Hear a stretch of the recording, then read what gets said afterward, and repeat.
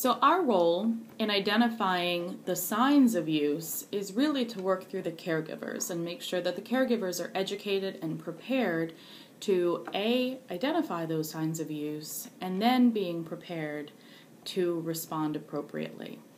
So things to consider is that we, the therapist, is going to help the caregivers identify and monitor for observable signs of use. So a lot of these things we're familiar with already. Increased appetite like the munchies or red eyes or certain smells or, if the youth is sneaking backpacks in and out and being very secretive about things, that might be another sign. So we want our parents to be as savvy as possible and kind of know what to look for and, and have some confidence that there may be something worth looking into. Other things that we want to educate our caregivers around is the conducting of house searches, room searches. We've had very savvy kids begin to stash drugs outside in bushes when their parents have started to do in-home searches. So we want to be able to plan and predict for kids staying one ahead of their parents and maybe even be prepared to go outside the home and search the perimeter. Implementing regular urinalyses, drug screens, is the most objective way to measure, and while it isn't necessary, I can say that it does give us the greatest amount of confidence that a youth is or isn't using, and that's also something that we're going to want to engage the caregiver in using on an as-needed basis. That could look like the drug kits, and we're going to actually do a dry run with them a little bit later. It could look like a breath scan. They also now have these spice scans for when the drug kit itself doesn't test for spice or K2.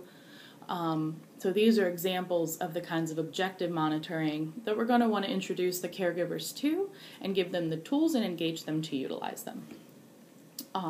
Other things to think about is that the increased monitoring that's going to come from those home searches and even the objective monitoring, that increased supervision by the caregiver does have a tendency to increase parent-child conflict.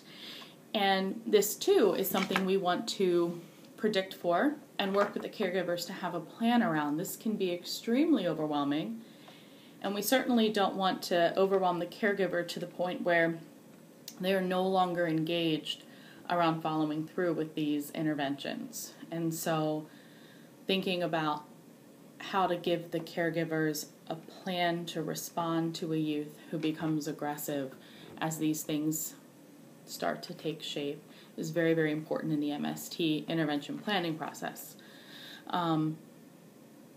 Something else to think about is we have DJS involved with a lot of our families, and they may already be doing the drug testing.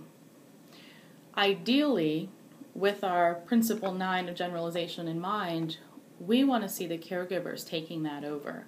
And so part of what an MST therapist is going to do in a situation like that is try to engage the DJS system around handing off the responsibility of drug testing in the home. We can share the results with DJS, and we can work collaboratively with them around home-based contingency plans.